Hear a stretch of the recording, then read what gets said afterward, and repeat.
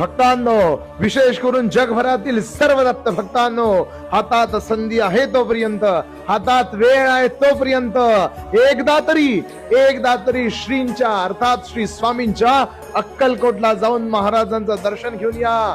काशी, मथुरा, वृंदावन सारखं माणसं तासन तास पायी मारून भविष्यात स्वामींचं दर्शन घेतील.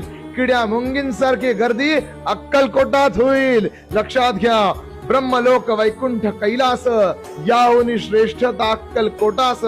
कारण तेथे होता निवास एका थोर महात्म्याचा. देवांहुनी फक्त थोर, भक्तांचा होतो देव चाकर.